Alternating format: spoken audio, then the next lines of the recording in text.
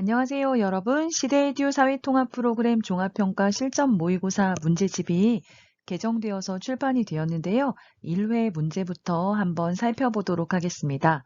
오늘은 제1회 영주용 부분 문제와 귀화용 부분 문제까지 전체를 한번 살펴보도록 할게요. 자, 1번. 우리 아이는 뭐뭐라서 혼자 조용히 있는 것을 좋아한다. 자, 아이의 성격을 고르는 문제인데요. 우리 아이는 혼자 조용히 있는 것을 좋아하는 성격이에요. 자, 그럼 1번, 2번, 3번, 4번 중에 혼자 조용히 있는 것을 좋아하는 성격 뭐라고 할까요? 네, 내성적이라고 합니다. 내성적이라서 혼자 조용히 있는 것을 좋아한다. 자, 내성적인 사람은 자기 생각을 밖으로 이야기하지 않고요. 혼자 조용히 있는 것을 좋아하죠. 자, 내성적의 반대는 외향적이 있습니다. 자, 외향적은 자기가 생각하는 걸 밖으로 잘 드러내고 또 처음 만나는 사람에게도 먼저 다가가서 인사할 수 있고 별로 스트레스를 받지 않아요. 그리고 활동적인 걸 좋아해요. 그래서 뭐 밖에 나가서 어떤 활동을 한다거나 이런 것도 참 좋아하죠. 자, 긍정적이다는 어떤 일이 일어났을 때 그것의 좋은 점을 먼저 보는 성격을 말하고요. 어떤 일이 생겼을 때 잘 될 거야 라고 생각하는 성격을 말합니다. 자, 적극적이다는 시키지 않아도 스스로 어떤 일들을 찾아서 하는 사람을 적극적이다 말합니다. 그래서 긍정적이다 반대말은 부정적이다 이렇게 얘기하고요. 적극적이다의 반대말은 소극적이다 이야기합니다. 소극적인 것은 누군가 시켜야 어떤 일을 하는 사람을 말하죠. 자, 그래서 1번은 이제 성격을 표현하는 어휘를 살펴보았습니다. 자, 2번 싱크대가 뭐에서 물이 안 내려가요? 자, 뒤에 보시면 물이 안 내려가요 말하고 있어요. 자, 싱크대가 어떨 때 물이 안 내려가요? 네, 막혔을 때 물이 안 내려가죠. 그래서 싱크대가 막히다.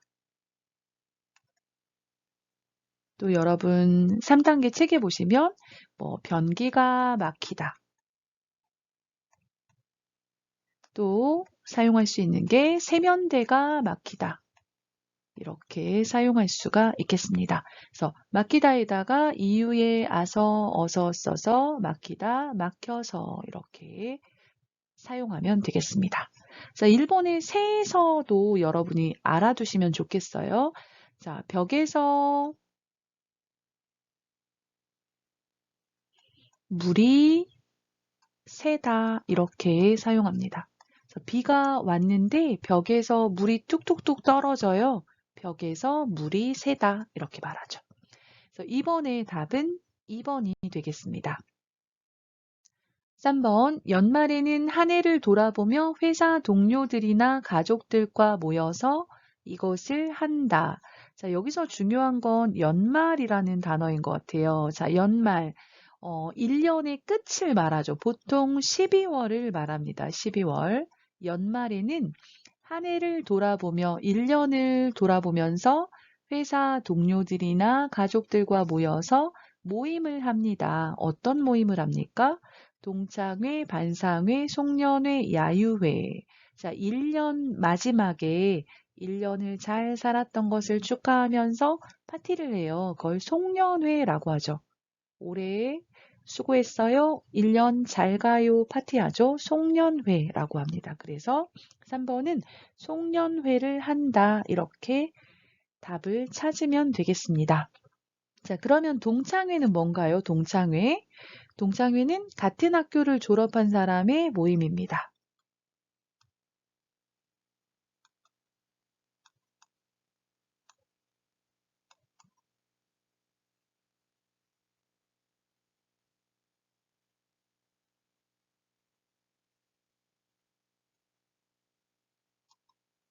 네, 같은 학교를 졸업한 사람들의 모임을 동창회라고 하고요. 반상회는 같은 건물에 사는 사람들이 한 달에 한 번 정도 모여서 뭐 건물과 관련해서 회의를 하는 걸 말하는데요. 많이 하지는 않는 것 같습니다. 같은 건물에 사는 사람들이 모여서 회의를 하는 거고요. 자, 야유회는 밖으로 나가서 노는 모임을 말해요. 그래서 여러분 소풍이라고도 하잖아요. 네, 학교에 다닐 때 가는 것은 소풍, 회사에서 밖에 나가서 놀아요. 이런 경우에는 야유회라고 합니다. 그래서 3번의 답은 송년회가 되겠습니다. 4번, 나는 시간이 있으면 예쁜 풍경 사진을 찍어서 블로그에 보낸다, 올린다, 검색한다, 구매한다. 뭘까요? 자, 내가 사진을 찍어서 이 사진을 어디에? 블로그에 뭐 한다? 올린다라고 하죠. 올린다. 그래서 다른 사람들이 볼 수 있도록 내 핸드폰의 사진을 블로그에 올린다. 이렇게 말하죠. 반대로 영화를 보기 위해서 인터넷에서 어떤 것을 내 핸드폰으로 받아요. 그건 다운받다, 다운로드하다 이렇게 얘기하죠.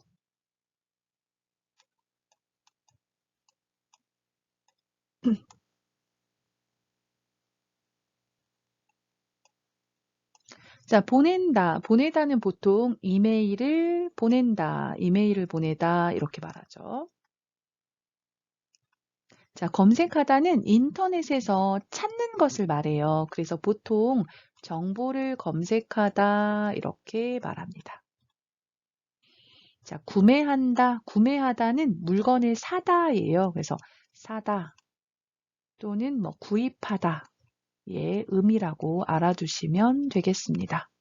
여기서는 시간이 있으면 예쁜 풍경 사진을 찍어서 어디에? 블로그에 올린다. 이렇게 찾으면 되겠습니다. 자, 5번부터는 문법 문제가 나옵니다. 자, 이쪽으로 앉으세요. 머리를 어떻게 해드릴까요? 여름이니까 좀 짧다, 잘라주세요. 자, 가의 질문을 보면요. 머리를 어떻게 해드릴까요? 어떻게 질문하고 있어요? 그것에 대한 대답으로 자르다, 잘라주세요. 그런데 어떻게 잘라주세요? 어떻게 짧게 잘라주세요. 이렇게 대답하면 되겠습니다. 자, 여러분, 형용사가 뒤에 동사를 설명해요. 그럴 때 형용사, 동사 이렇게 쓰시면 되겠습니다. 그래서 짧다, 짧게 잘라주세요. 자, 우리 식사할 때 맛있다, 드세요, 동사. 자, 맛있다, 드세요. 어떻게 드세요? 맛있게 드세요 말하잖아요. 그래서 형용사, 동사 이렇게 동사 앞에서는 형용사의 다를 지우고 개를 쓰면 됩니다. 자, 반대로 형용사가 명사 앞에 있어요. 그럴 때는 형용사 니은, 명사 쓰시면 되겠습니다. 예쁘다, 꽃, 짧다, 머리 이렇게 말하면요. 자, 예쁘다 받침 없어요. 예쁜 꽃. 짧다, 짧은 머리 해서 자, 명사 앞에서는 형용사 명사 쓰고요. 동사 앞에서는 형용사 동사 사용한다 기억하시면 되겠습니다. 자, 그다음 6번 가볼까요? 자, 어릴 때 어떤 음식을 좋아했어요? 초콜릿과 같은 단 음식을 자주 먹다. 자, 어릴 때 자주 먹었어요. 자주. 초콜릿과 같은 단 음식을 먹고 또 먹고 또 먹고. 자, 어릴 때 어떤 음식을 좋아했어요? 과거에 어떤 동사를, 행동을 반복해서 했어요. 그럴 때 사용하는 게 먹곤 했어요. 곤 했어요입니다. 그래서 동사 곤 했다 이렇게 사용하면요. 과거에 반복해서 했던 일을 말할 때 사용합니다.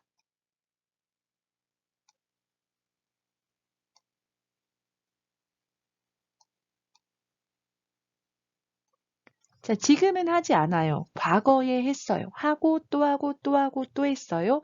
과거에 반복해서 했어요. 그럴 때 곤하다를 씁니다.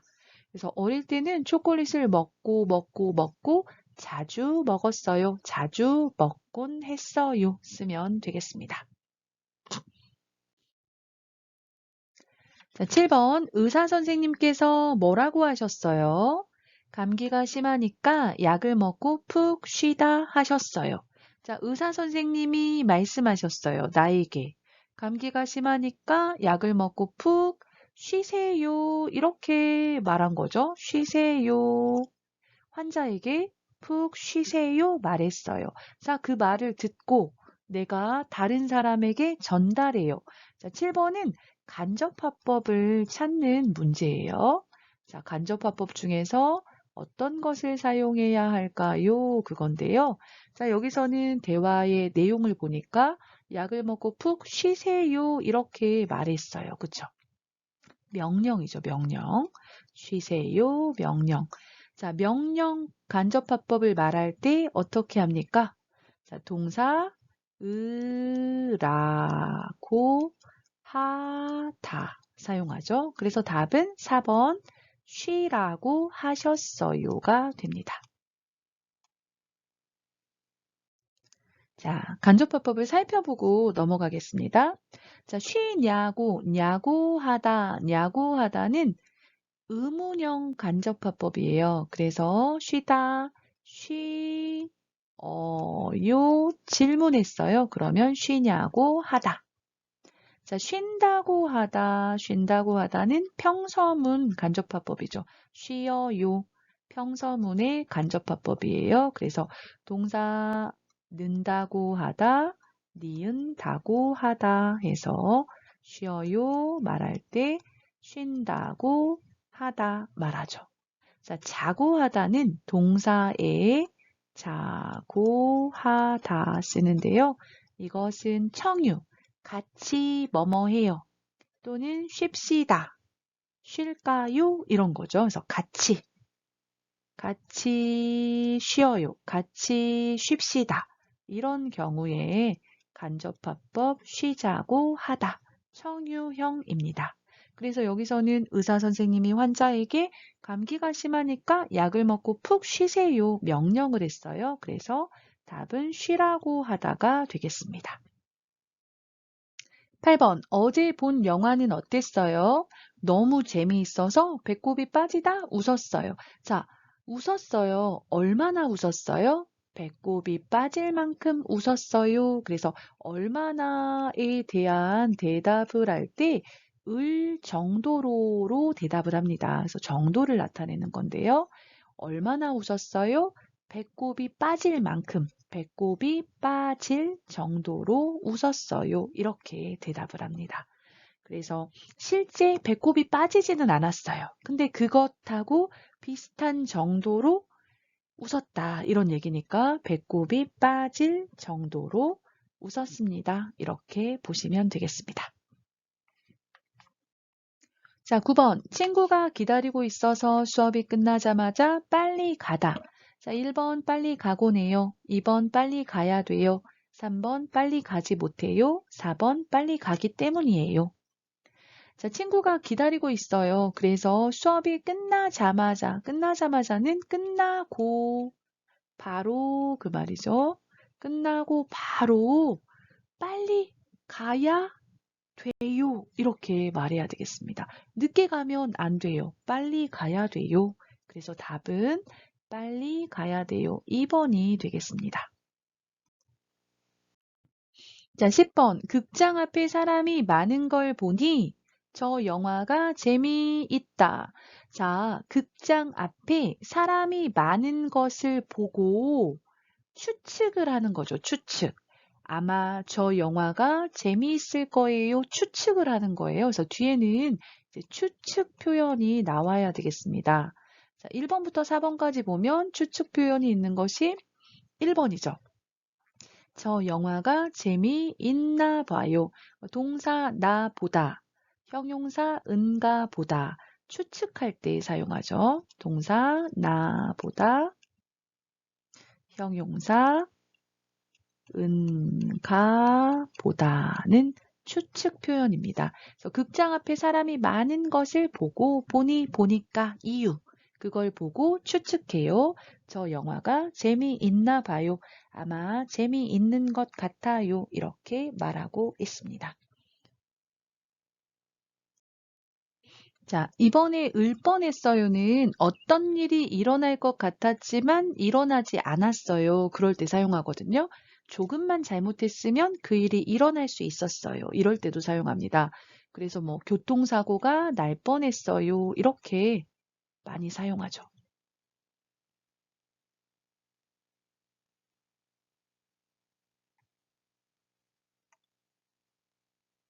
뭐 조금만 잘못했으면 교통사고가 날 뻔했어요. 자, 3번에 저 영화가 재미있는 척했어요. 는 척하다는 거짓 행동을 할 때 말합니다. 친구가 음식을 만들어줬는데 사실은 맛이 없었어요. 하지만 내가 맛있다, 맛있다 하면서 먹었어요. 음식이 맛있다, 맛있는 척했어요. 이렇게 말하죠. 그래서 거짓 행동을 할 때, 거짓으로 행동할 때 사용합니다. 자, 는 법이다는 동사 하는 것이 동사 형용사 하는 것이 자연스럽다 또는 당연하다 이렇게 말할 때 사용합니다. 그래서 아이들은 부모를 따라하는 법이에요. 이렇게 말하죠.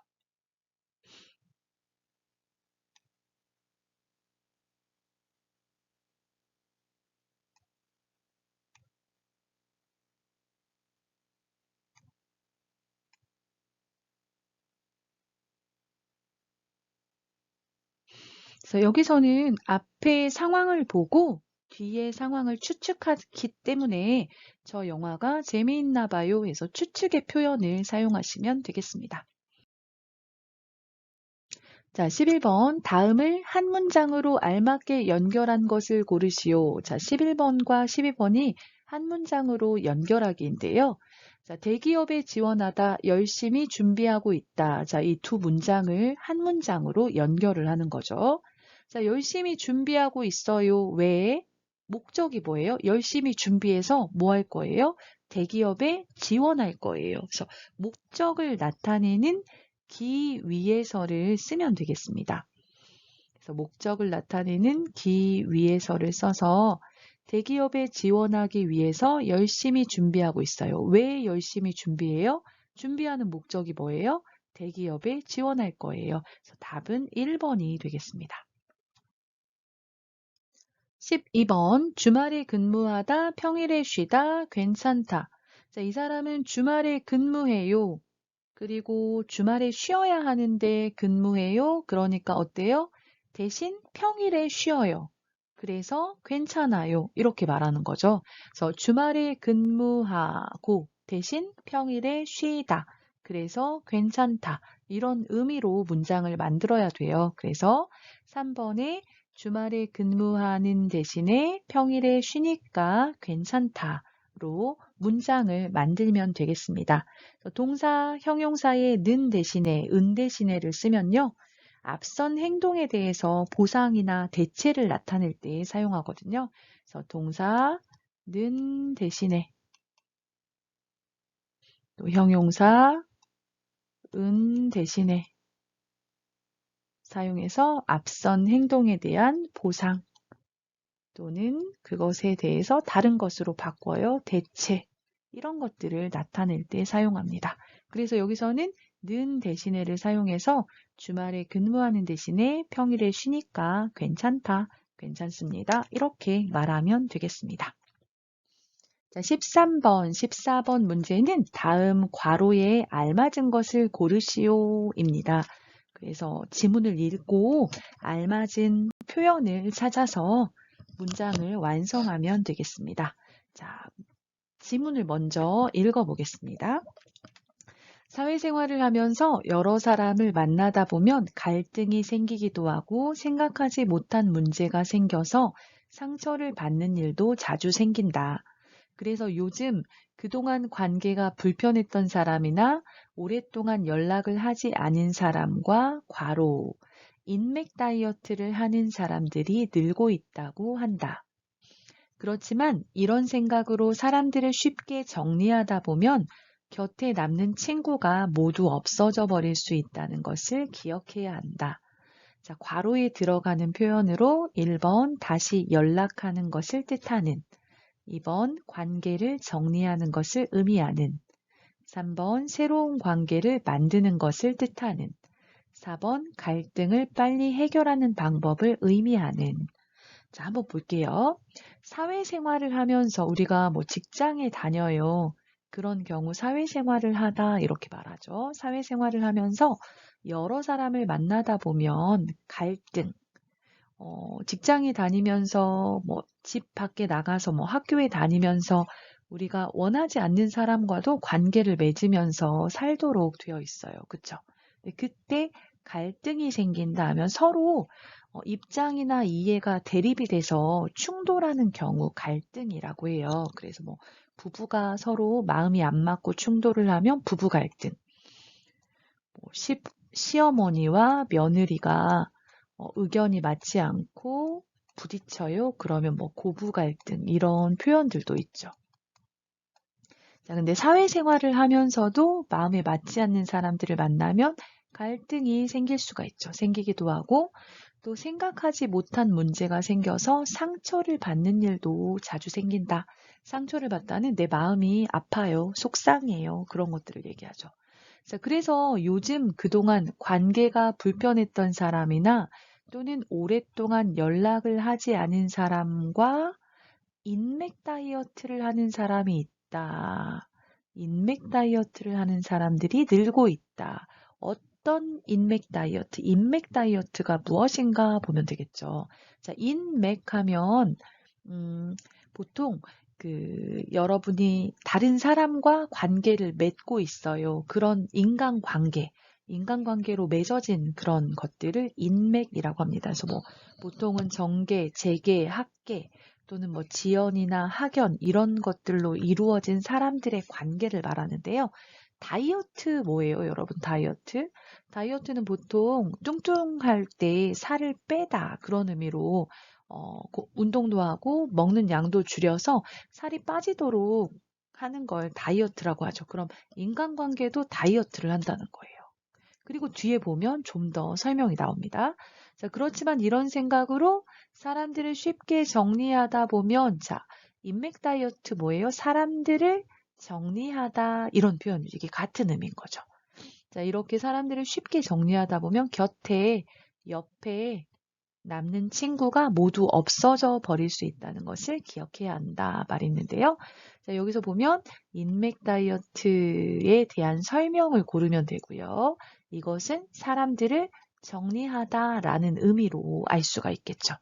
자, 그래서 여기서 보면 2번이 답이 되겠죠. 관계를 정리하는 것을 의미하는, 그러니까 지금까지 알고 지냈는데 내가 불편하거나 또는 오랫동안 연락을 하지 않아서 내 휴대전화 연락처에서 그 사람을 지우고 뭐 카톡 차단을 하고 이런 경우 인맥 다이어트를 하다 이렇게 말하는 거죠. 그래서 답은 2번 관계를 정리하는 것을 의미하는이 되겠습니다. 자, 14번 괄호에 알맞은 것을 골라볼까요? 자, 춘곤증은 질병이 아니며 보통 2, 3주가 지나면 자연스럽게 없어진다고 알려져 있다. 춘곤증의 증상은 몸이 나른하고 평소보다 피로감을 더 느끼며 졸음이 오기도 한다는 것이다. 또한 기운이 없으며 학생들의 경우에는 집중력이 떨어져 수업을 듣는데 어려움을 느끼기도 한다. 사람들이 이런 증상을 느끼는 이유는 날씨는 따뜻해졌지만 추위에 익숙해져 있는 몸이 뭐뭐하기 때문이다. 자, 1번 따뜻한 날씨에 익숙해졌기 때문이다. 2번 날씨에 아직 적응하지 못했기 때문이다. 3번 계절의 변화를 인지하고 있기 때문이다. 4번 더 많은 집중력을 필요로 하기 때문이다. 자, 내용을 한번 볼게요. 자, 춘곤증이라는 질병이라고는 할 수 없고 이제 봄철에 나타나는 어떤 증상이에요. 자, 춘곤증은 질병이 아니다. 몸이 아픈 것이 아니라는 거예요. 그래서 보통 2, 3주가 지나면 자연스럽게 없어진다고 알려져 있다. 자, 춘곤증의 증상은 몸이 나른하고 나른하다. 이건 뭐예요? 뭔가 피곤하고 지치고 좀 기운이 없고 그런 것을 나른하다 이렇게 말합니다.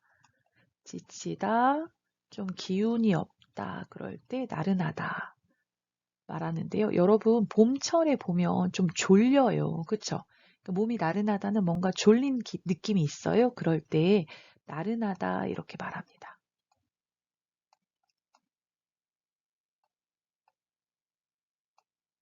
자, 나른하고 평소보다 피로감을 더 느끼며 더 피곤해요. 그리고 졸음이 오기도 한다, 졸리다 이런 얘기죠. 자, 봄철에는 이유 없이 좀 졸리는 경우가 있어요. 자, 또한 기운이 없으며 학생들의 경우에는 집중력이 떨어져서 졸리니까 집중력이 떨어지겠죠. 수업을 듣는데 어려움을 느끼기도 한다. 사람들이 이런 증상을 느끼는 이유는 왜 그럼 이런 증상을 느끼냐? 자, 날씨는 따뜻해졌지만 추위에 익숙해져 있는 몸이 자, 겨울이 지나고 봄이 되면 춘곤증이 봄에 생기는 증상이에요. 근데 날씨는 봄이 됐어요. 따뜻해졌어요. 그런데 우리 몸은 아직도 겨울이라고 약간 생각하고 있는 거죠. 우리 몸은 겨울에 맞춰져 있고 봄은 따뜻해지고 이런 차이가 있는 거죠. 그래서 추위에 익숙해져 있는 몸이 뭐하다? 날씨에 아직 적응하지 못했기 때문이다. 날씨가 따뜻해졌는데 우리 몸은 아직 어떤 상태냐면 추운 날씨에 맞는 상태인 거예요. 그래서 춘곤증이 생긴다. 이렇게 말하고 있네요. 그래서 날씨는 따뜻해졌지만 몸이 아직 따뜻한 날씨에 적응하지 못했어요. 추위에 익숙해져 있는 몸이 날씨에 아직 적응하지 못했기 때문이다. 그래서 답은 2번이 되겠습니다. 15, 16번은 다음을 읽고 물음에 답하는 문제입니다. 자, 지문을 읽어보겠습니다. 국제화 시대에 갖춰야 할 것이 무엇인지에 대해 직장인 100명에게 설문조사를 실시했다. 설문조사 결과 외국어 능력을 갖춰야 한다는 대답이 56%로 가장 많았다. 직장인들은 업무 수행 시 외국어를 꼭 사용하는 것은 아니지만 외국어 능력은 국제화 시대에 반드시 필요하다라고 입을 모았다. 다음으로는 서로의 다양한 문화를 존중하기 위하여 편견과 선입견을 버려야 한다는 응답이 23%로 뒤를 이었다. 이를 위해서는 어렸을 때부터 세계 시민 교육을 통해 기억이라고 덧붙였다.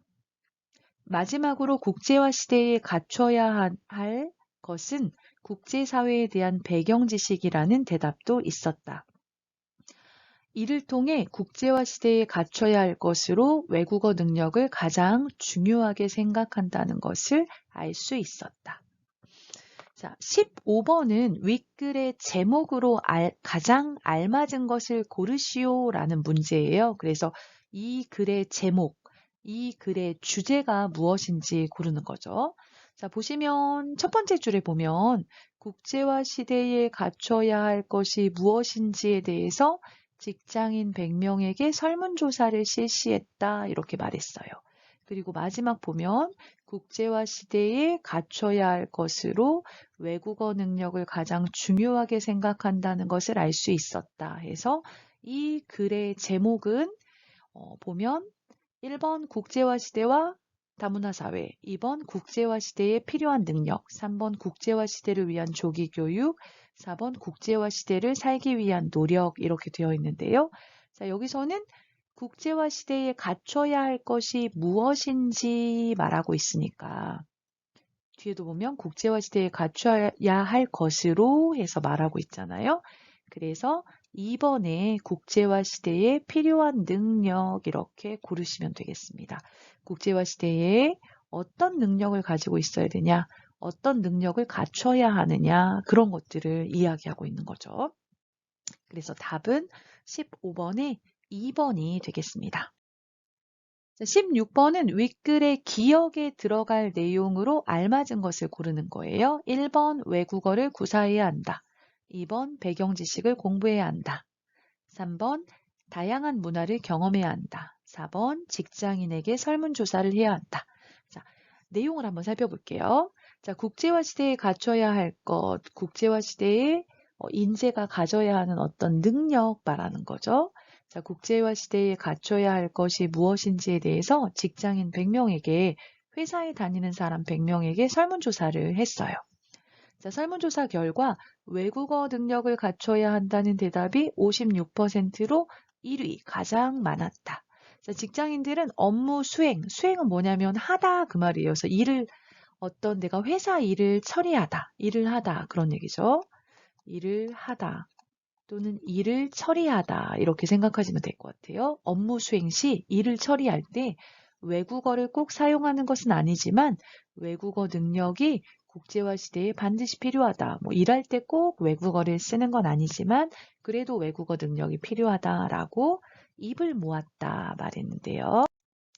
자, 입을 모으다는 여러 사람이 같은 의견을 말하다 이런 뜻이에요. 여러 사람이 같은 의견을 말하다.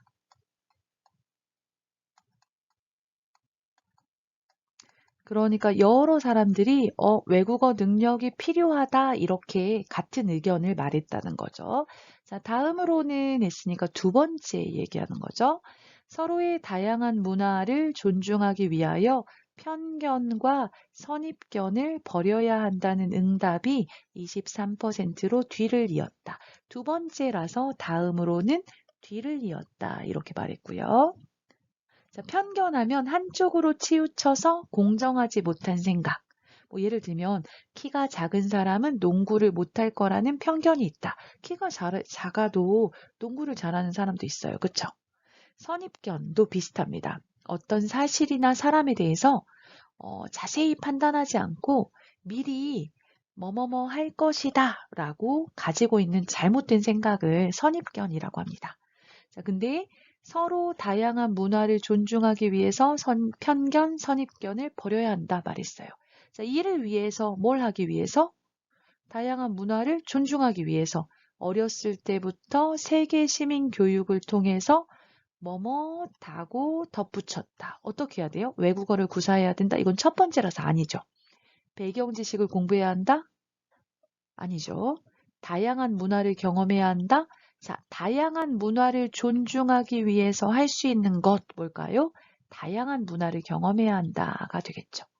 자, 그래서 다양한 문화를 경험해야 한다고 덧붙였다. 이어서 말했다는 거죠.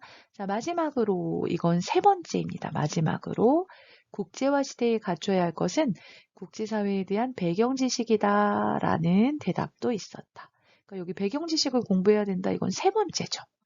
자, 이를 통해 국제화 시대에 갖춰야 할 것으로 외국어 능력을 가장 중요하게 생각한다는 것을 알 수 있었다. 자, 첫 번째는 외국어 능력, 두 번째는 다양한 문화를 존중하는 것, 세 번째는 국제사회에 대한 배경 지식, 이런 것들이 필요하다 말하고 있네요. 자, 16번의 기억에 들어갈 내용은 3번의 다양한 문화를 경험해야 한다가 되겠습니다. 17번 한국 도시의 문제점으로 맞는 것을 보기에서 모두 고른 것은 기억, 일할 수 있는 노동력이 부족하다. 니은, 문화시설, 의료시설이 부족하다. 디귿, 집값이 크게 오르거나 주택이 부족해진다. 리을, 대기오염, 수질오염과 같은 환경 문제가 있다. 자, 도시의 문제점으로 맞는 것을 고르는 문제입니다. 도시의 문제점 하면요, 크게 세 가지가 있습니다. 첫 번째는 사람들이 많이 모여 살기 때문에 교통 문제가 있습니다. 주차할 주차 공간이 부족하고 또 교통체증이 심하고 이런 교통 문제가 있고요. 그 다음은 사람이 많기 때문에 주택 문제가 있습니다. 집값이 비싸거나 또 사람들이 모여서 살기 때문에 집을 구하기가 어렵고 이런 문제들이 있고요. 그리고 세 번째는 환경 문제가 있습니다. 그래서 환경 오염 문제까지 해서 이렇게 세 가지 문제가 있는데요. 기억부터 리을까지 한번 살펴보도록 하겠습니다. 자, 기억, 일할 수 있는 노동력이 부족하다. 노동력은 일할 사람을 말합니다. 그런데 도시에는 사람이 많으니까 일할 사람도 많죠. 오히려 취업을 하고 싶지만 취직이 안 되는 경우가 많습니다. 자, 노동력이 부족한 문제는 도시의 문제가 아니고 농촌의 문제입니다. 농사를 지을 사람이 부족한 일손 부족 문제가 농촌에 있습니다. 자, 문화시설, 의료시설이 부족하다. 이것도 도시의 문제가 아니고 농촌의 문제죠. 도시에는 문화시설도 많고 의료시설, 좋은 병원들도 많이 있습니다. 자, 디귿, 집값이 크게 오르거나 주택이 부족해진다. 이게 맞죠? 그래서 주택 문제가 있고요. 대기오염, 수질오염과 같은 환경 문제가 있다. 대기, 공기가 더러워져요. 자동차가 많고 그러다 보니까 공기 오염이 이루어지고요. 수질오염, 물이 더러워져요. 여러분, 사람이 많이 모여 살다 보니까 빨래하고 버리는 물, 샤워하고 버리는 물, 많은 물을 사용하잖아요. 그래서 환경 문제가 있습니다. 그래서 기어 17번의 답은 디귿 리을이 되겠습니다. 그럼 답은 4번이 되겠네요. 자, 18번 한국의 가족에 대한 설명으로 옳지 않은 것은 1. 부모와 미혼 자녀가 같이 사는 것을 핵가족이라고 한다. 2. 산업화가 진행되면서 부모와 함께 사는 가족이 늘고 있다. 3. 과거에는 결혼한 자녀가 부모님을 모시고 사는 경우가 많았다. 4. 1인 가구가 늘고 있으며 최근 결혼 연령이 점점 높아지고 있다. 자, 한국의 가족에 대한 설명으로 옳지 않은 것, 틀린 것을 찾는 문제입니다. 자, 1번 부모와 미혼 자녀가 결혼을 하지 않았어요. 결혼하지 않았어요. 미혼. 부모와 미혼 자녀가 같이 사는 것을 핵가족이라고 한다. 맞죠?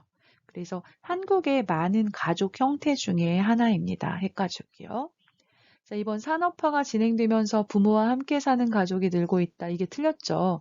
예전에는 농사만 지었는데요. 산업화, 2차 산업, 3차 산업이 발달하면서 청년들이 도시에 모여서 취업을 하거나 이렇게 되면서 부모님은 농촌에 사시고 자녀들은 도시에 와서 따로 살게 따로 살게 되었죠. 그래서 부모와 함께 사는 가족이 늘고 있다는 틀린 답이 되겠습니다.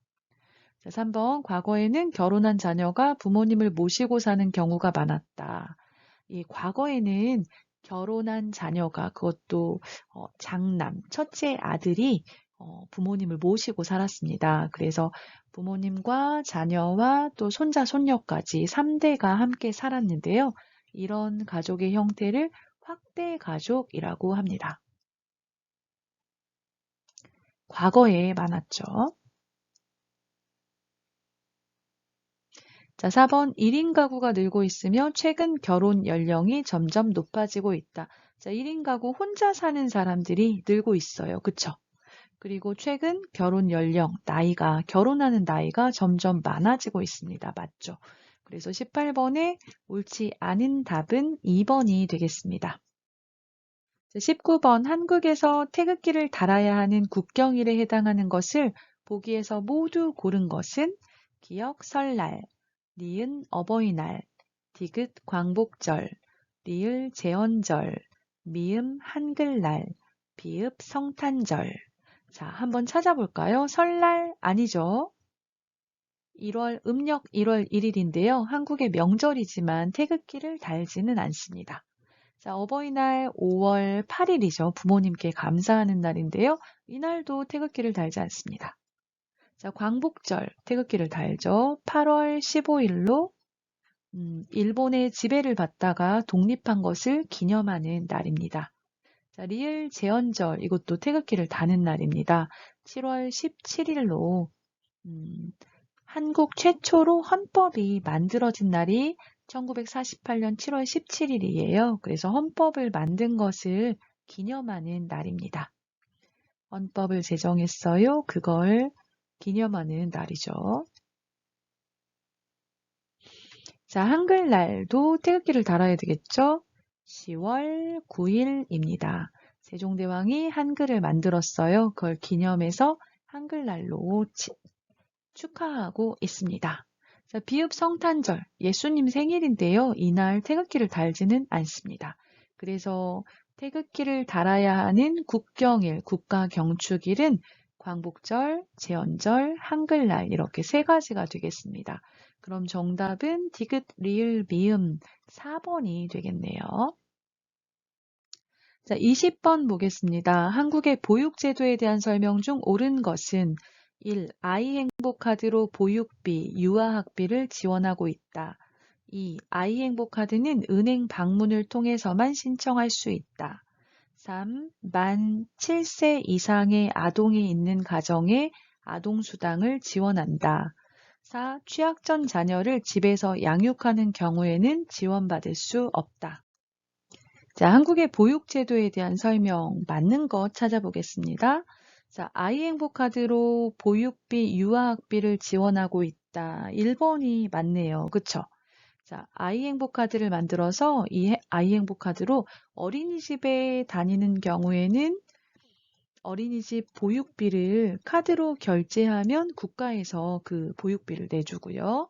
유치원에 다니는 아동의 경우 유아학비를 아이행복카드로 결제하면 국가에서 지원을 해주죠. 그래서 1번 맞고요. 자, 그럼 2번부터 4번까지 무엇이 틀렸는지 한번 살펴볼까요? 자, 2번 아이행복카드는 은행 방문을 통해서만 신청할 수 있다. 여기 많이 틀렸습니다. 명사만 나오면 여러분 조심하셔야 돼요. 보통 틀리는 경우가 많습니다. 명사만 나오면 좀 유의해서 보셨으면 좋겠습니다. 자, 아이행복카드는요, 은행에 직접 가서 방문해서 만들 수 있고요. 또는 전화나 인터넷에서 신청을 할 수가 있습니다. 그래서 방문을 통해서만 신청할 수 있다는 틀리죠. 자, 3번 만 7세 이상의 아동이 있는 가정에 아동수당을 지원한다. 유치원이나 어린이집에 다니는 아이든지 아니면 그렇지 않은 아이든지 모든 아이들에게 한 달에 10만 원씩 아동수당을 지원하고 있습니다. 근데 이것은 만 7세 이상이 아니고 만 7세 미만의 아동에게 지원하고 있는 것입니다. 자, 4번 취약전 자녀를 집에서 양육하는 경우에는 지원받을 수 없다. 틀렸죠. 취약하면 학교에 들어가기 전에, 초등학교에 들어가기 전에 그 말이에요. 학교에 입학하기 전, 입학하기 전에 자녀를 어린이집이나 유치원에 보내지 않고 집에서 양육하는 경우에는 양육수당을 지원하고 있습니다. 그래서 보육제도를 보면요. 어린이집이나 유치원에 다녀요. 어린이집이나 유치원에 다니는 아이들에게는 아이행복카드로 보육료, 유아학비를 지원하고요. 자, 어린이집이나 유치원에 다니지 않아요? 그런 아이들은 부모님 통장으로 양육수당이 지원되고 있습니다. 그리고 어린이집에 다니든지 다니지 않든지 모든 아이들에게 대한민국 국민 모든 아이들에게 아동수당을 지원하고 있습니다. 한 달에 10만 원씩 지원해 준다고 하더라고요. 그래서 이렇게 자녀를 키우세요 하고 국가에서 지원해 주는 제도들이 있습니다. 자, 21번 보겠습니다. 한국의 초중등 교육기관에 대한 설명으로 옳지 않은 것은 1. 한국에서는 만 7세부터 초등학교에 입학할 수 있다. 2. 각 학년은 2학기로 운영되며 1학기는 3월에 시작된다. 3. 중학교 3년 과정 중에서 1년은 자유학년제로 운영되고 있다. 4. 한국에서의 의무교육기간은 9년으로 꼭 교육을 받아야 한다. 자, 한번 살펴보도록 하겠습니다. 자, 한국의 초중등 교육기관, 초등 교육기관은 초등학교고요. 한국의 중등 교육기관 하면 중학교하고 고등학교가 포함됩니다.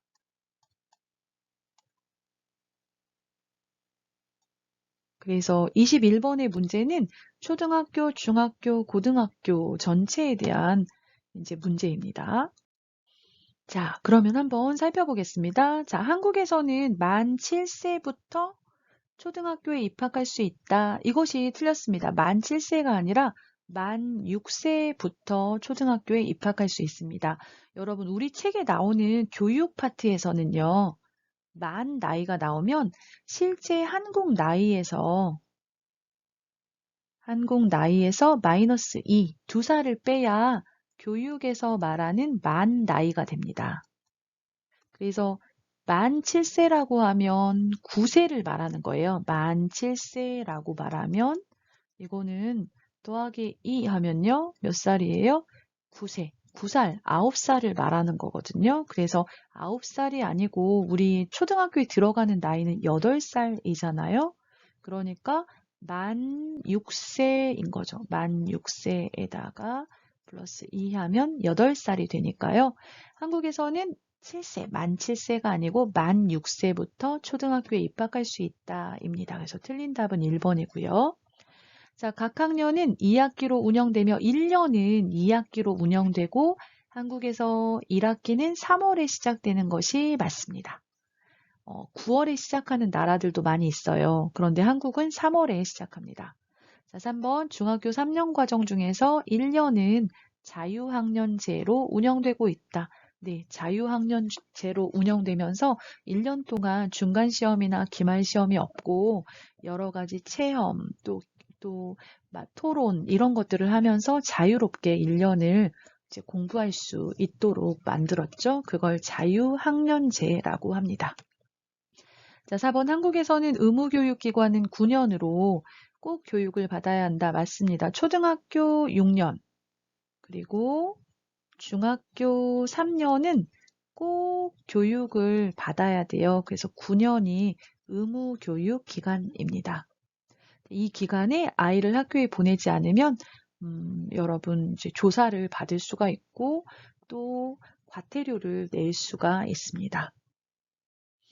자, 22번 보기의 내용을 통해서 알 수 있는 것으로 가장 적절한 것은 사회통합 프로그램, 이민자 조기 적응 프로그램, 중도 입국 청소년과 외국인 학생을 위한 교육 지원. 자, 1번 이 과정을 신청하여 이수하면 국적을 취득할 수 있다. 2번 이주 배경 청소년의 자립을 지원하는 맞춤형 서비스다. 3번 이주민들의 적응과 정착을 지원하기 위한 프로그램이다. 4번 고용보험에 가입한 적이 있는 외국인만 신청할 수 있다. 자, 22번의 답은 몇 번일까요? 네, 답은 3번입니다. 자, 한 가지 프로그램만 설명하는 답은 안 되고요. 세 가지를 모두 포함하는 것, 세 가지가 모두 공통으로 해당되는 내용을 찾으셔야 합니다. 자, 1번 이 과정을 신청하여 이수하면 국적을 취득할 수 있다. 이제 사회통합 프로그램을 이수하면 국적을 취득할 때 혜택이 있죠. 이 과정을 신청해서 이수하면 꼭 국적을 받는 것이 아니라 국적을 신청해서 국적을 취득할 때 플러스 점수, 혜택이 있습니다. 그리고 이제 그것은 사회통합 프로그램에만 해당이 되고요. 자, 이주 배경 청소년의 자립은 스스로 살다 이런 뜻이에요. 그래서 자립을 지원하는 맞춤형 서비스다. 이것은 요 중도 입국 청소년과 외국인 학생을 위한 교육 지원이 들어갈 수 있을 것 같은데요. 세 가지가 모두 들어가는 것은 아닙니다. 자, 그 다음 3번 이주민들의 적응과 한국 사회에 적응할 수 있도록 그리고 적응해서 잘 살 수 있도록 정착을 지원하기 위한 프로그램이다. 이것은 이 세 가지가 모두 포함이 된다고 볼 수 있겠습니다. 그래서 답은 3번이 되고요. 자, 고용보험에 가입한 적 있는 외국인만 신청할 수 있다. 그렇지 않죠. 한국에 있는 외국인들은 신청할 수가 있습니다. 자, 23번 보기에 해당하는 한국의 명절에 대한 설명으로 옳지 않은 것은 보기 한 해를 시작하는 날로 1년 중에 가장 큰 명절이다.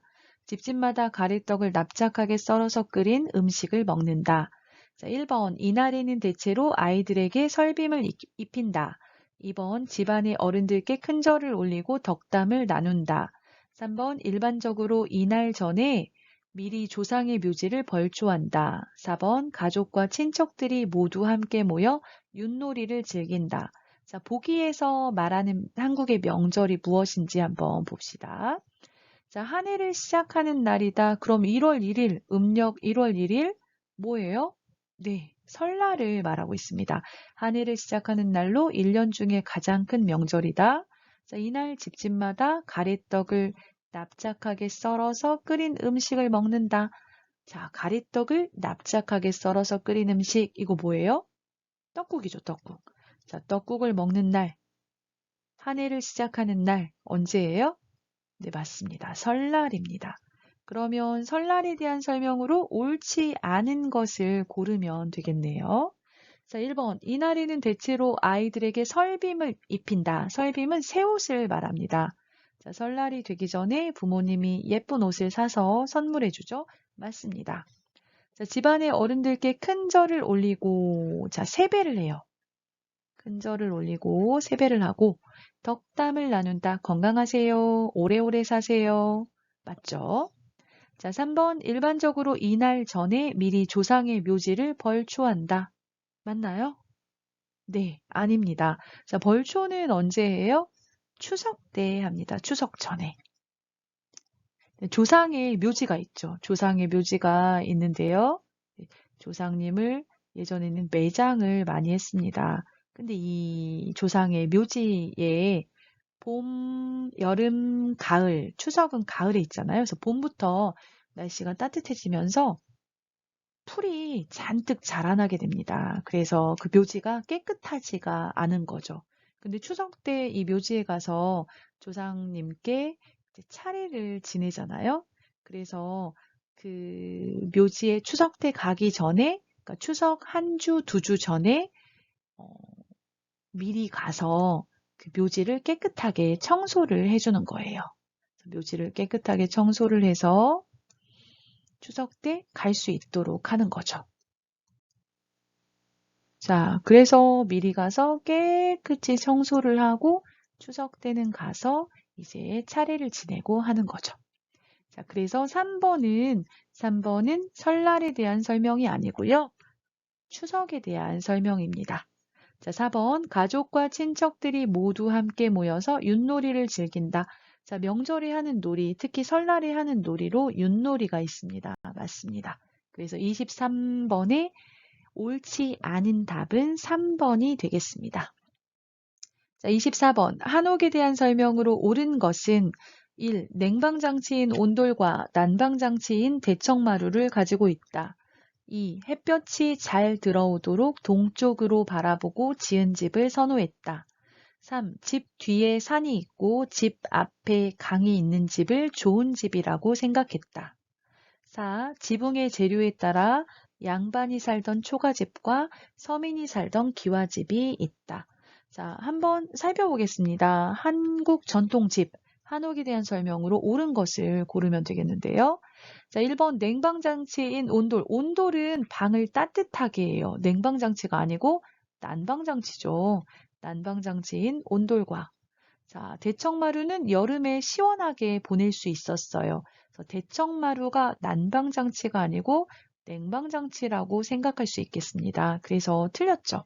냉방장치인 온돌이 아니고 난방장치인 온돌과 그리고 냉방장치인 대청마루를 가지고 있다. 이렇게 말해야 되는데 두 가지가 바뀌었습니다. 자, 햇볕이 잘 들어오도록 동쪽으로 바라보고 지은 집을 선호했다. 동쪽 아니고요.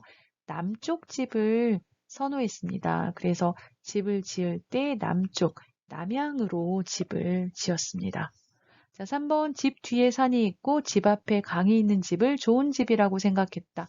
이 답은 3번이 맞겠습니다. 전통적으로 한국 사람들은 뒤에 산이 있고 그리고 앞에 강이 흘러요. 물이 흘러서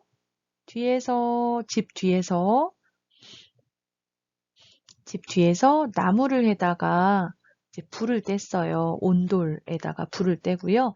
앞에 물을 길어다가 빨래도 하고 밥도 하고 그렇게 이용을 했거든요.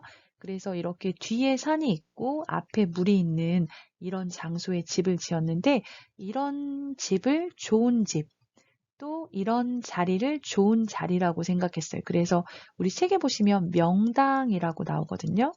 좋은 집을 지을 수 있는 장소를 말하는 거죠. 그래서 이런 위치를 명당이라고 생각했습니다. 자, 4번 지붕의 재료에 따라서 양반이 살았어요. 초가집이 아니고 기와집입니다. 양반이 살았어요. 기와집. 자, 서민이 살았어요. 보통 사람들이 살았어요. 초가집이죠. 두 가지가 바뀌어서 4번도 틀렸습니다. 그래서 답은 24번에 3번이 되겠습니다. 자, 25번. 한국인이 가장 많이 참여하는 여가 활동인 휴식 활동에 해당하지 않는 것은 1번 낮잠, 2번 쇼핑, 3번 산책, 4번 TV 시청. 네, 여러분 책을 확인해 보시면 될 것 같습니다. 이번에 이제 바뀐 책에 여가 활동이 들어갔어요. 그래서 여러 가지 여가 활동이 나오는데 가장 많이 참여하는 여가 활동이 휴식 활동이라고 한다고 합니다. 그러니까 회사에 다니고 바쁘게 살고 하다 보니까 시간이 있으면 쉽니다. 이렇게 대답한 사람들이 많았던 것 같아요. 그래서 휴식 활동이라고 하면 쉬다라는 뜻이잖아요. 휴식이 쉬다 이런 뜻이기 때문에 낮잠을 자거나 1번 낮잠 맞죠. 그리고 산책을 가요. 이것도 쉬는 게 되잖아요. 그리고 찜질방에 가거나 텔레비전을 보거나 이런 것들이 포함이 됩니다. 그런데 쇼핑은 취미 오락 활동에 포함이 됩니다. 내가 좋아하는 활동인 거죠. 취미 오락 활동에 포함이 됩니다. 그래서 나가서 물건을 사요. 기분이 좋아져요. 그런 거죠. 그래서 해당하지 않는 것은 2번이 되겠습니다. 자, 26번 보기에 괄호에 공통으로 들어갈 말은 보기 대한민국 헌법 제1조 대한민국의 주권은 누구에게 있고 모든 권력은 누구로부터 나온다. 자, 괄호에 들어갈 사람은 누구일까요? 1번 국민, 2번 판사, 3번 대통령, 4번 국회의원. 자, 대한민국의 주권, 주인의 권리가 누구에게 있습니까? 주인의 권리. 대한민국의 주인은 누구예요? 대통령 아닙니다. 누구예요? 국민이죠, 국민. 그래서 대한민국의 주인의 권리, 주권은 국민에게 있고 모든 권력, 모든 힘은 누구로부터 나온다? 국민으로부터 나온다. 이런 문제는 틀리면 안 되겠습니다. 자, 27번. 다음 중 입법부에 대한 설명으로 옳은 것은 1. 한국의 입법부를 법원이라고 부른다. 2. 국군을 지휘하는 권한을 가지고 있다. 3. 법을 만드는 것은 가능하지만 고칠 수 없다. 4. 국정감사를 통해 정부를 견제하고 감시한다. 자, 입법부 하면요. 국회를 말하는 거죠. 한국의 국회를 말하고 있어요. 그래서 입법부에 대한 설명, 국회에 대한 설명으로 맞는 것을 고르면 되겠습니다. 자, 1. 한국의 입법부를 법원이라고 부른다. 그렇지 않죠. 입법부는 국회입니다. 그래서 법원은 사법부라고 하죠. 자, 2번. 국군을 지휘하는 권한을 가지고 있다. 자, 국군을 지휘하는 권한은 대통령에게 있습니다. 그래서 2번은 대통령의 권한이고요. 입법부에 대한 설명이 아니죠. 자, 3번. 법을 만드는 것은 가능하지만 고칠 수 없다. 3번도 틀렸습니다. 자, 법을 만들어요. 그럴 수 있죠. 입법을 하고요. 그 다음 법이 과거에 만들어졌어요. 그래서 현대 시대와 맞지 않는 경우에 법의 일부분을 고치기도 합니다. 그래서 고칠 수 없다가 틀렸고요. 개정을 하죠. 개정을 하기도 하고요. 또 어떤 법은 현대 시대와 맞지 않아요. 그래서 폐지가 되는 경우도 있습니다. 입법, 개정, 폐지 세 가지를 다 하고 있습니다. 자, 4번. 국정감사를 통해서 정부를 견제하고 감시한다. 국정감사는 이제 보통 10월, 11월, 9월 이때쯤 이루어지는데요. 이 국정감사는 행정부에서 1년 동안 일을 잘했는지 못했는지 그것을 이제 국회에서 그 행정부 관계자들을 불러서 이제 질의응답을 하면서 이제 살펴보는 거예요. 그래서 국정감사를 통해서 정부를 견제하고 감시하는 것이 맞습니다. 답은 4번이 되겠습니다. 자, 그럼 여기서 입법부가 하는 일에 대해서 한번 살펴보고 지나가도록 할게요. 그래서 국회가 하는 일은요.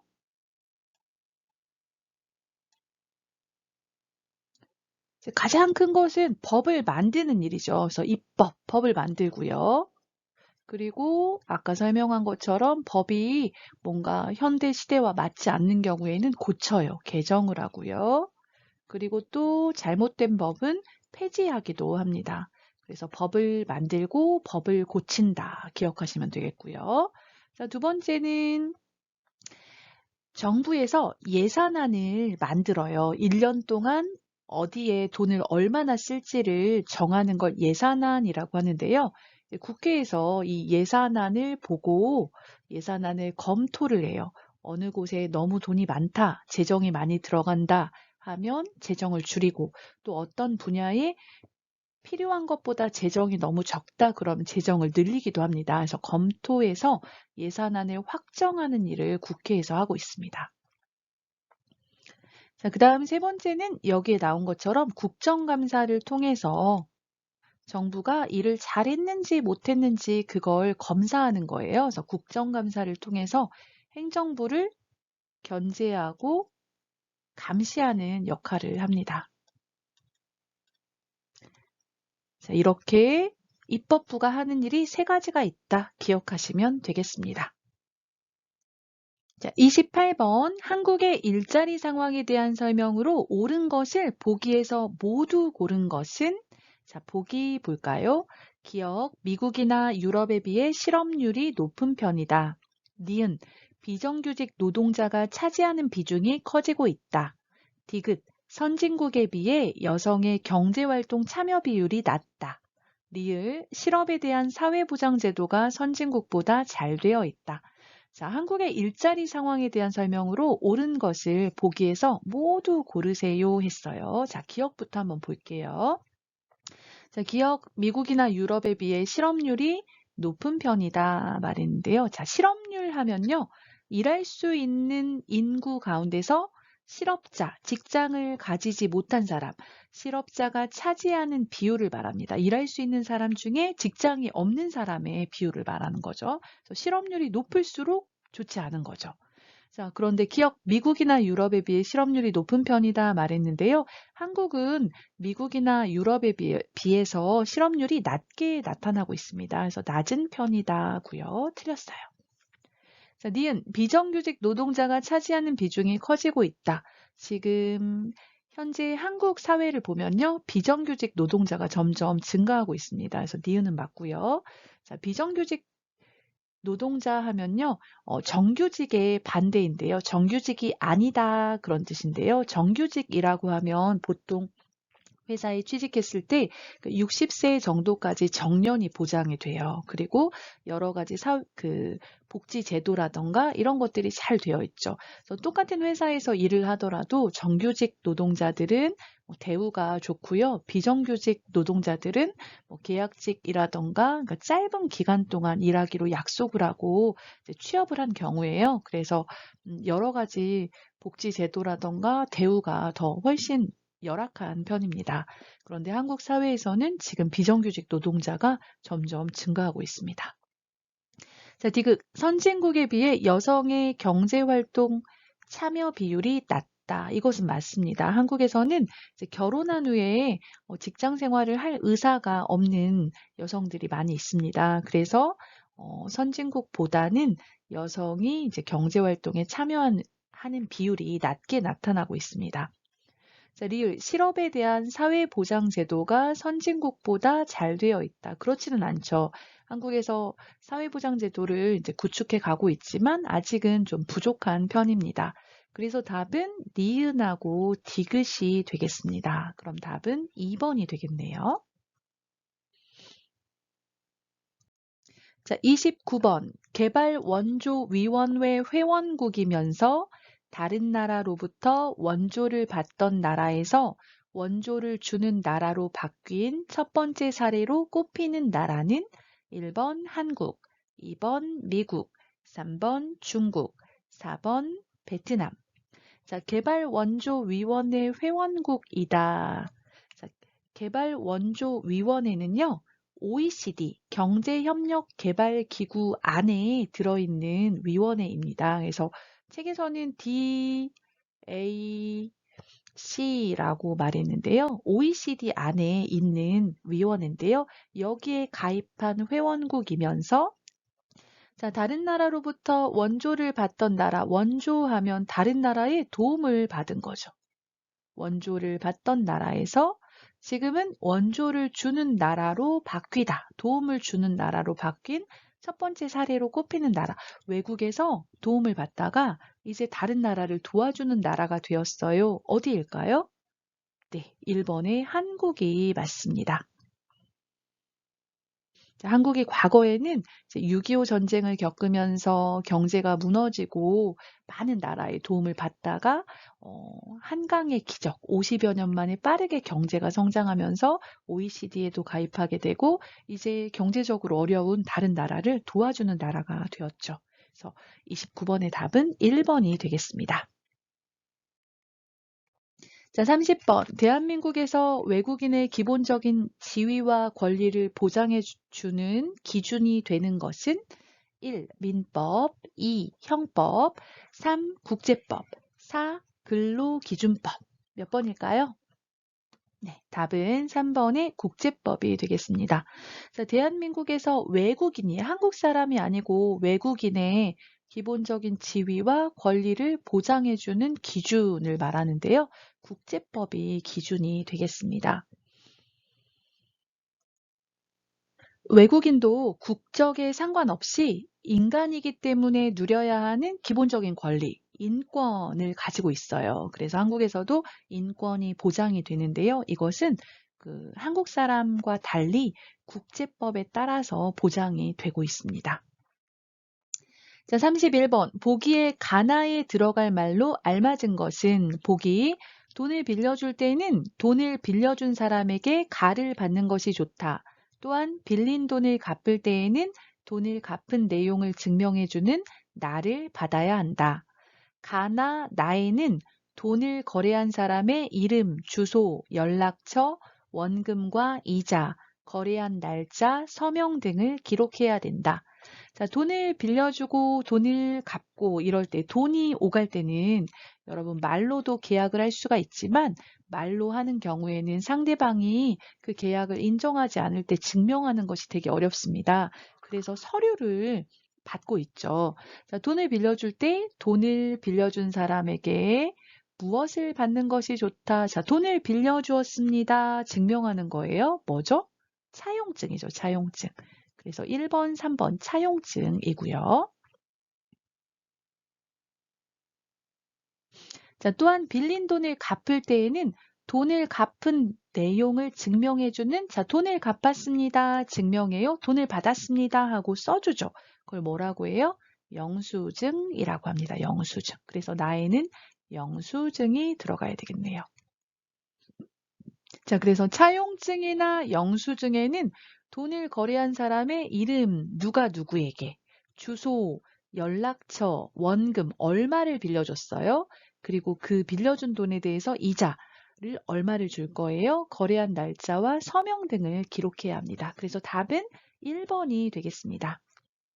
자, 확정일자는 여러분 이사를 할 때 전세나 월세 계약을 했어요. 그리고 오늘 이사를 들어갔어요. 이사한 날 계약서를 가지고 행정복지센터에 가서 이사해서 들어왔다는 걸 증명하는 날짜를 받는 거예요. 그래서 동주민센터나 행정복지센터에 계약서를 가지고 가셔서 확정일자를 받으시면 됩니다.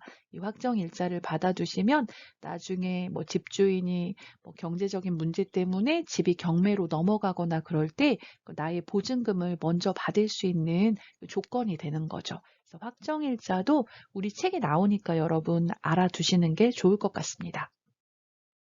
자, 32번 고려의 왕건에 대한 설명으로 옳은 것은 1. 궁예와 함께 나라의 이름을 고려로 바꾸었다. 2. 고조선을 계승한다는 의미로 고려라고 지었다. 3. 후백제의 항복을 받은 뒤 신라를 공격하여 통일하였다. 4. 백성의 생활을 안정시키려고 세금을 10% 이상 거두지 못하게 했다. 자, 1번부터 살펴볼게요. 궁예와 함께 나라의 이름을 고려로 바꾸었다? 그렇지 않죠. 원래 왕건은 궁예의 신하였어요.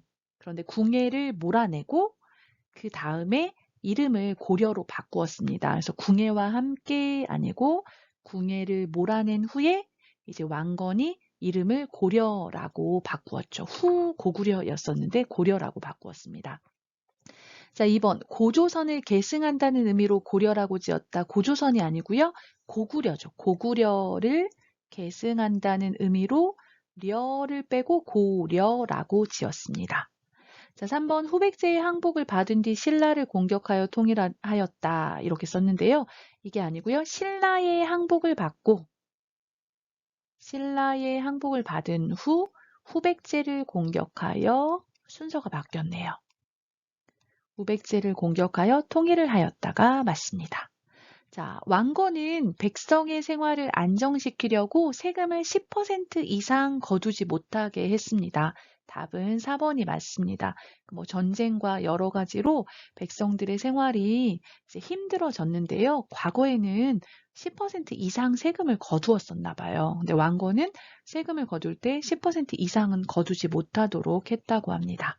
그래서 32번의 답은 4번이 되겠습니다. 자, 33번. 보기의 내용 중 세종대왕에 대한 설명으로 옳은 것을 모두 고른 것은 보기, 기역, 훈민정음을 창제하였다.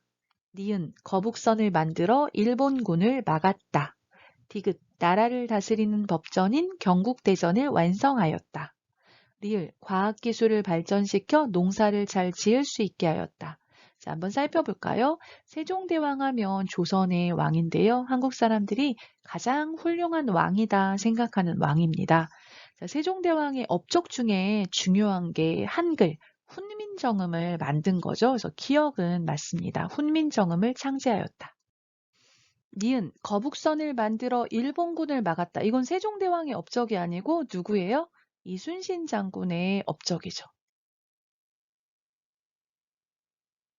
이순신 장군은 임진왜란 때 일본에서 조선을 침략했어요. 1592년에 일어난 큰 전쟁인데요. 이 임진왜란 때 바다에서 일본의 군대를 막아서 큰 승리를 이끌었던 장군입니다.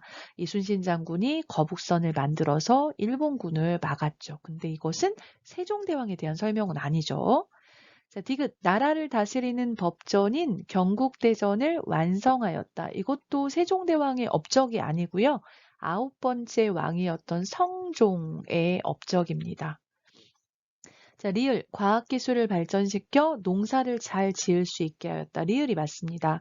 세종대왕은 이제 농사에 관심이 있었던 것 같아요. 사람들이 먹고 살기 위해서는 쌀이 필요하잖아요. 그래서 과학기술을 발전시키기 위해서 여러 가지 과학기구를 만들었는데요. 예를 들면 비가 오는 양을 재어 측우기, 그 다음 하늘의 별이나 달의 어떤 이런 움직임 같은 걸 관찰할 수 있는 혼천이 이런 것도 만들었고요. 그리고 시계도 만들었어요. 그래서 해시계인 앙부일구를 만들었고요. 그리고 물시계인 자경루도 만들었죠.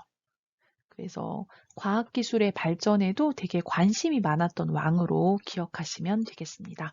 답은 기역 리을이니까 2번이 되겠습니다.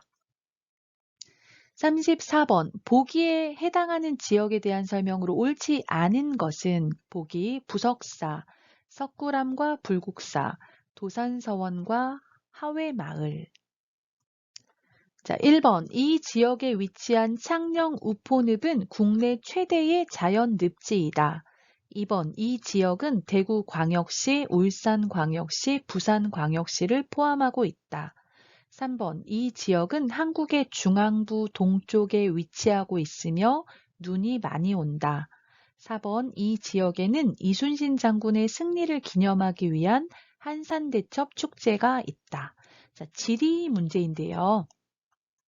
자, 보기를 한번 살펴볼까요?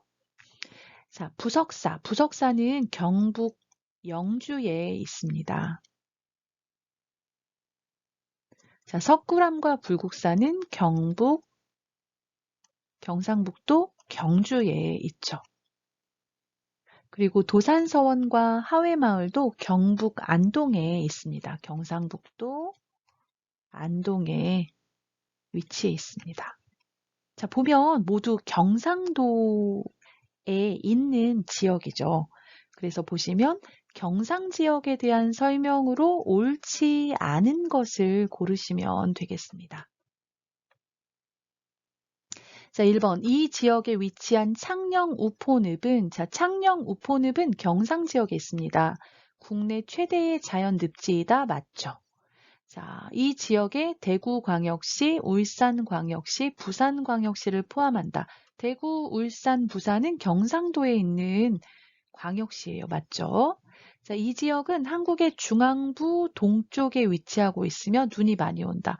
자, 제가 지도를 잘 못 그리는데, 자, 중앙부, 동쪽. 자, 이 지역이면 경상 지역이 아니고 어디예요? 강원 지역이죠. 강원 지역. 그래서 3번이 틀렸습니다. 3번은 강원 지역에 대한 설명입니다. 4번 이 지역에는 이순신 장군의 승리를 기념하기 위한 한산대첩 축제가 있다. 예, 한산대첩 축제는 경상 지역의 대표적인 축제이죠. 이 축제뿐만 아니라 진해 군항제, 안동 국제 탈춤 페스티벌, 대구 치맥 페스티벌, 영덕 대게 축제, 부산 국제 영화제 등 다양한 축제가 있습니다. 그래서 34번에 경상 지역에 대한 설명으로 옳지 않은 것은 3번이 되겠습니다. 35번 보기에 가나에 들어갈 말로 알맞은 것은 보기 가라고 불리던 작은 항구에서 시작한 인천은 한국의 주요한 항구 도시로서 무역, 해외 여러 나라와의 교류에서 큰 역할을 담당해 오고 있다. 또한 한국에서 가장 큰 공항인 나는 동아시아의 대표적인 국제공항으로 인정받고 있다. 1, 2, 3, 4번에 보면 가는 석유포인지 제물포인지 나는 김포국제공항인지 인천국제공항인지 묻고 있는 질문인데요. 자, 가 보시면요. 가라고 불리던 작은 항구에서 인천이라는 항구가 되었어요. 자, 인천의 옛날 이름은 뭐예요? 제물포가 맞습니다. 제물포. 그래서 2번이나 4번 중에 답이 있을 것 같은데요. 자, 제물포라고 불리던 작은 항구에서 시작한 인천. 여기 보면 또한 한국에서 가장 큰 공항인 나는 이렇게 말했습니다. 자, 한국에서 가장 큰 공항은 김포국제공항이에요? 인천국제공항이에요? 인천국제공항이죠. 그래서 답은 2번이 되겠습니다. 제물포 인천국제공항. 그래서 제물포라고 불리던 작은 항구에서 시작한 인천은 한국의 주요한 항구 도시로서 무역, 해외 여러 나라와의 교류에서 큰 역할을 담당해 오고 있다. 또한 한국에서 가장 큰 공항인 인천국제공항은 동아시아의 대표적인 국제공항으로 인정받고 있다. 이렇게 답을 찾으면 되겠습니다. 36번 충청 지역에 대한 설명으로 옳지 않은 것은 1. 단양팔경은 충청북도 단양의 8곳의 명승지를 가리킨다. 2. 대전 사이언스 페스티벌은 과학과 예술문화가 공존하는 축제이다. 3. 보령 머드 축제는 진흙을 이용해 여러 가지 놀이를 즐기는 축제이다. 4. 백제문화제는 청주와 충주에서 매년 개최되는 역사문화 축제이다. 자, 충청 지역에 대한 설명으로 옳지 않은 것을 고르는 건데요. 자, 1번 단양팔경, 충청북도 단양의 8곳의 명승지, 단양에 8개의 아름다운 경치가 있는 곳을 말하는 거죠. 그래서 맞고요. 자, 이번 대전 사이언스 페스티벌은 과학과 예술문화가 공존하는 축제이다. 맞습니다. 여러분 대전 하면요. 과학 기억하셔야 돼요. 과학. 대전은 과학. 키워드가 과학입니다.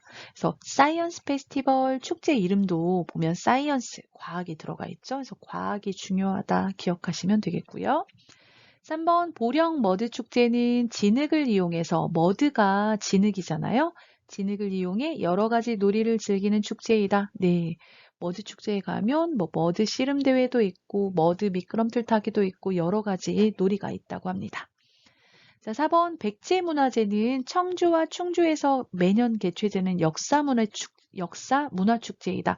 자, 청주와 충주가 아니고요. 여러분 백제하면 백제의 도읍지가 부여하고 공주였어요. 그래서 자, 어디를 중심으로 부여와 공주를 중심으로 여기에서 개최되는 역사 문화 축제죠. 그래서 충주, 청주가 틀렸고요. 부여, 공주를 기억하셔야 되겠습니다. 그래서 옳지 않은 답은 4번이 되겠습니다. 여기서부터는 귀화용 문제예요. 1번부터 10번까지 10문제를 살펴보겠습니다. 자, 1번. 보기의 내용에 해당하는 의무는 보기. 만 18세 이상의 대한민국 국적을 가진 남성은 일정 기간 동안 군인으로 복무해야 한다. 국가의 독립을 유지하고 영토를 보전하기 위하여 나라를 지켜야 하는 의무로 국민 전체에게 해당되는 의무이기도 하다. 1번 국방의 의무, 2번 근로의 의무, 3번 교육의 의무, 4번 납세의 의무. 자, 보기에서 말하고 있는 의무는요. 자, 먼저 보시면 만 18세 이상 대한민국 국적을 가진 남성은 일정 기간 군인으로 복무해야 된다. 군대에 가야 된다. 이야기하고 있죠. 자, 군대에 가요. 나라를 지키는 의무죠. 또 두 번째 보시면 국가의 독립을 유지하고 영토, 나라의 땅을 보호하기 위해서 나라를 지켜야 하는 의무로 국민 전체에게 해당하는 의무이기도 하다. 자, 나라를 지켜야 돼요. 이걸 국방의 의무라고 하죠. 여러분 조심하셔야 되는 게 국방의 의무는 대한민국 남성에게만 있는 게 아니고 대한민국 여성에게도 함께 있습니다. 그래서 국민 전체에게 있는 거죠. 물론 군대에 가는 것은 남성만 해당하지만 군대에 가는 것뿐만 아니라 나라를 지키기 위해서 뭐 해야 되는 여러 가지 역할들이 있어요. 그래서 남성에게만 국한된 것이 아니고 여성도 동일하게 가지고 있다. 기억하시면 좋겠습니다. 자, 근로의 의무는 일할 능력이 있는 사람이 집에서 놀면 안 되고 일을 해야 하는 의무를 말합니다.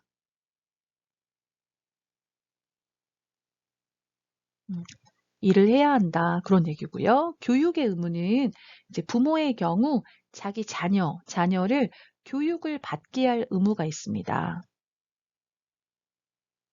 자녀에게 교육을 받게 할 의무가 있죠.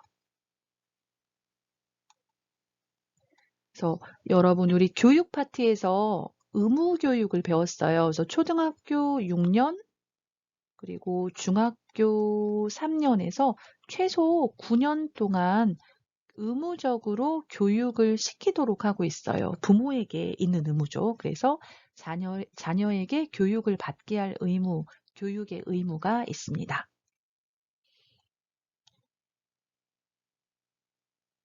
자, 네 번째는 납세의 의무인데요. 납세의 의무는 세금을 내야 하는 의무입니다.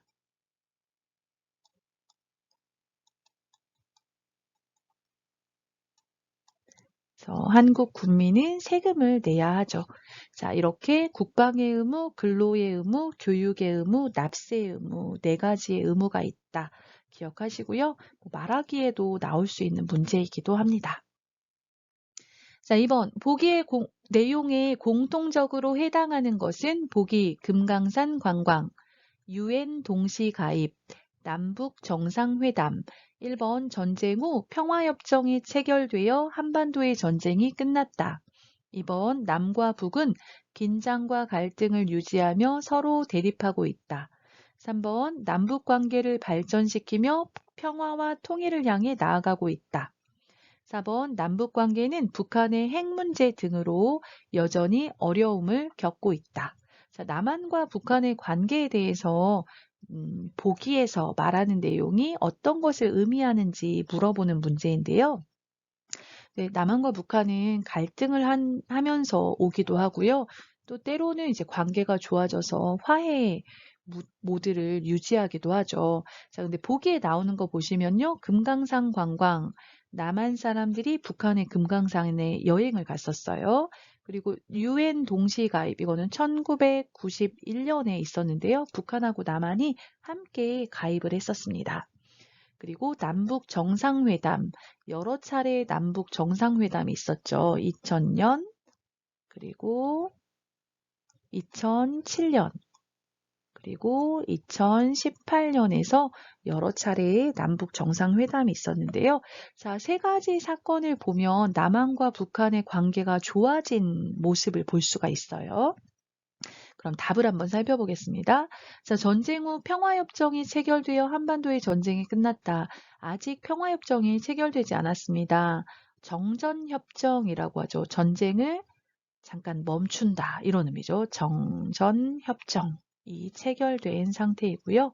정전협정과 평화협정은 다른 내용입니다. 자, 2번. 남과 북은 긴장과 갈등을 유지하며 서로 대립한다. 자, 보기의 내용은 대립하는 모습이 아니에요. 그래서 해당하지 않고요. 자, 남북 관계를 발전시키며 평화와 통일을 향해 나아가고 있다. 3번이 그래도 가장 적절한 답인 것 같습니다. 왜냐하면 보면 금강산 관광, 유엔 동시 가입, 남북 정상회담을 통해서 평화를 이루기 위해서 노력하고 있고 통일을 향해서 나아가고 있다. 이렇게 볼 수 있겠죠. 자, 4번 남북 관계는 북한의 핵 문제 등으로 여전히 어려움을 겪고 있다. 이 내용 자체는 맞는데 보기와는 관련이 없는 거죠. 그래서 맞지 않는 답입니다. 답은 3번이 되겠습니다. 자, 3번. 보기의 내용에 해당하는 제도는 보기 국가나 지방자치단체에서 선거 비용의 일부를 지원한다. 선거 운동의 기회를 누구에게나 균등하게 보장할 수 있다. 선거에서 15% 이상 득표하면 선거 비용 전부를 돌려받는다. 1번 최저임금제, 2번 부부별산제, 3번 복수정당제, 4번 선거공영제. 자, 보기의 내용은요, 국가나 지방자치단체가 선거 비용의 일부를 지원하고 선거 운동의 왜 이렇게 하냐면요, 선거 운동의 기회를 누구에게나 평등하게 보장하기 위해서 그런다는 거예요. 그래서 이 제도에서 보면 15% 이상 득표하면 선거 비용 전부를 돌려줍니다. 자, 이거 선거를 공정하게 하기 위해서 만들어 놓은 제도예요. 그래서 답은 4번의 선거 공영제가 되겠습니다. 그래서 15% 이상 득표하면 선거 비용 전부 100%를 돌려받고요. 10%에서 15%가 안 돼요. 15%가 안 되면 50%를 돌려받습니다. 선거 공영제 기억하시면 되겠고요.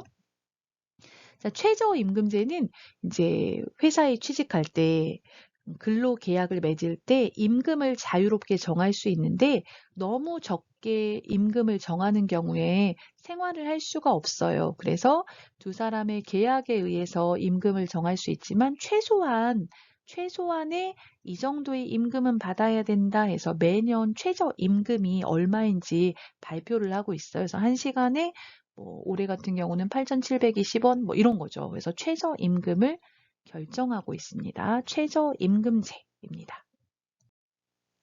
2번 부부별산제는 부부이지만 각자 재산을 가질 수 있어요. 각각 재산을 소유할 수 있어요. 아내의 재산, 남편의 재산, 각각 재산을 소유할 수 있어요. 이걸 부부별산제라고 합니다. 복수정당제는 민주 정치를 위해서 2개 이상의 정당이 존재할 수 있다 그 말이에요. 그래서 2개 이상의 정당을 인정하는 제도입니다. 그래서 복수정당제가 현재 한국에서 시행되고 있죠. 그래서 여기 3번의 내용에 해당하는 제도는 선거공영제가 되겠습니다. 자, 4번. 자산 관리의 방법으로 옳은 것은 1번. 예금은 가장 이익이 큰 자산 관리 방법이다. 2번. 주식이나 부동산에 투자하는 것이 가장 안전하다.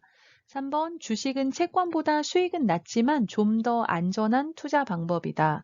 4번. 시간이나 지식이 부족하면 자산 운용 회사에서 펀드를 선택해도 좋다. 자, 자산 관리 방법에 대한 옳은 것 고르는 문제입니다. 자, 1번부터 한번 살펴볼까요?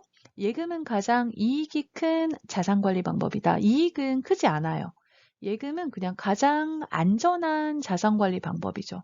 하지만 저축을 해서 돈을 벌기는 어렵습니다. 이익이 크지가 않습니다.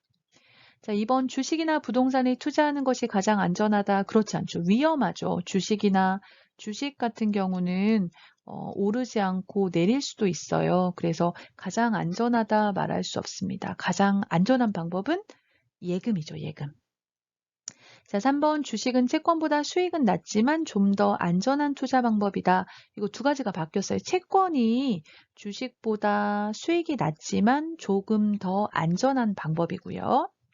4번 시간이나 지식이 부족하면 자산운용 회사의 펀드를 선택해도 좋다. 네, 내가 잘 모를 경우 돈을 투자하면 자산운용 회사에서 여러 가지 정보를 이용해서 펀드에 투자를 하고 있습니다. 그래서 자산운용 회사를 통해서 투자를 하는 방법이 시간이 없거나 이런 자산관리 지식이 부족한 경우에는 이런 회사의 펀드를 선택하는 것도 좋겠습니다. 하지만 이 펀드도 위험할 수 있습니다. 그래서 잘 살펴보셔야 될 것 같습니다. 자, 5번. 보기에 가, 나에 들어갈 말로 알맞은 것은 보기. 범죄는 가에 규정된 금지된 행위를 말하는데 범죄 중에서 비교적 가벼운 위법 행위를 나라고 한다.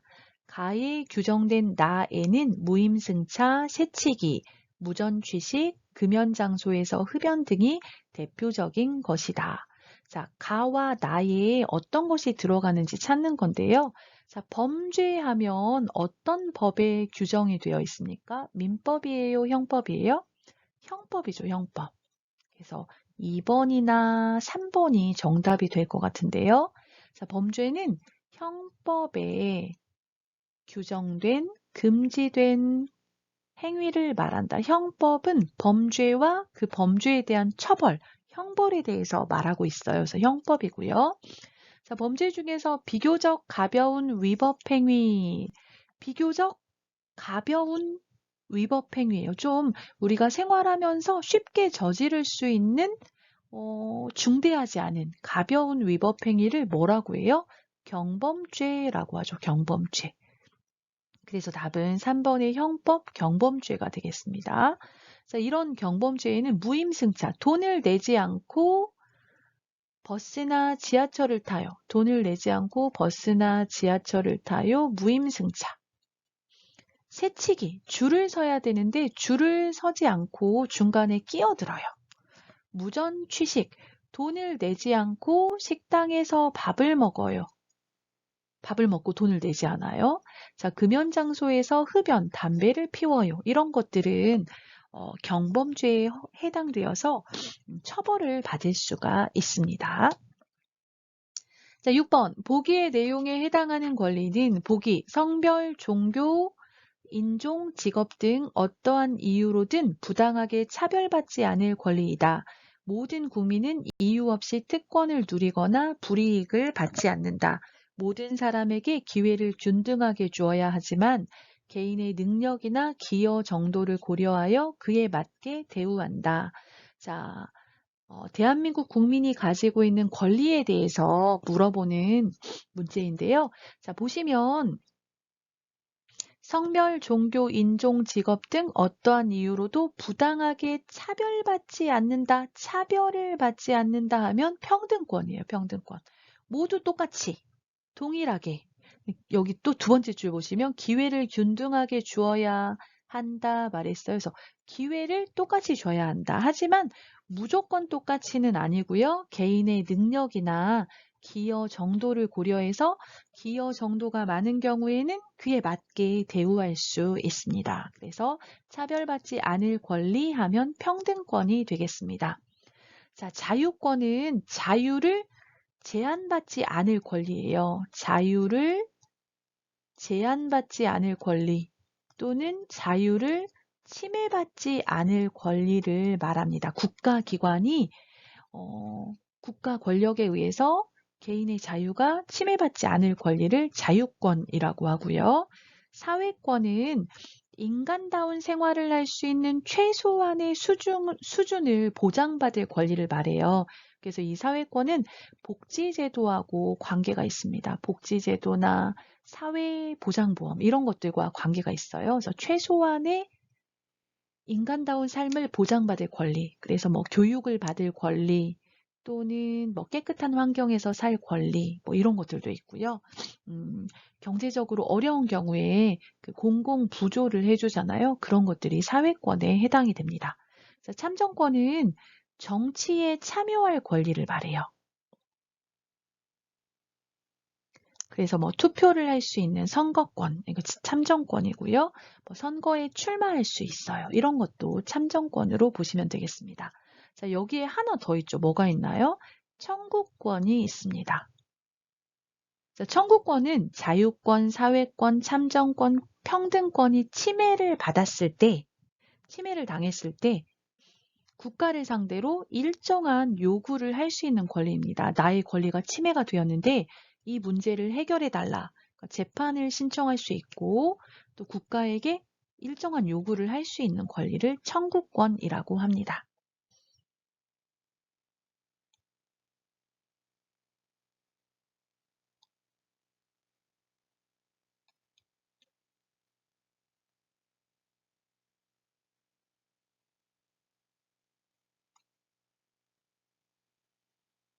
국가에 일정한 권리를 할 수 있는 건데요.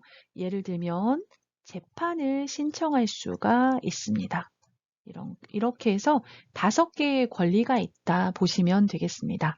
여기 6번에 해당하는 권리는 4번의 평등권이 되겠습니다. 자, 7번. 다문화 사회가 되면서 일어난 긍정적인 변화로 옳은 것은 1번. 전반적으로 생활 수준이 높아지고 평균 기대 수명이 증가하였다. 2번. 외국인 근로자의 유입으로 한국의 노동력 부족 문제를 해결할 수 있었다. 3번. 여성의 합계 출산율이 감소하고 여성이 사회활동에 참여하는 비율이 늘었다. 4번. 청년층의 인구가 줄고 노년층의 인구가 늘어나는 추세로 경제 성장이 둔화되었다.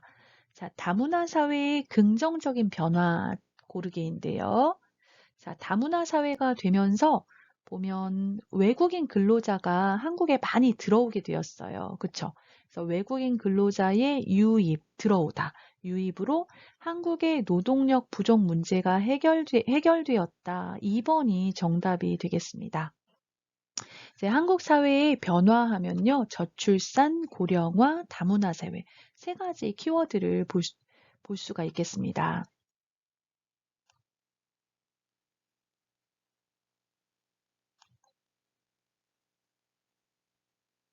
첫 번째가 저출산.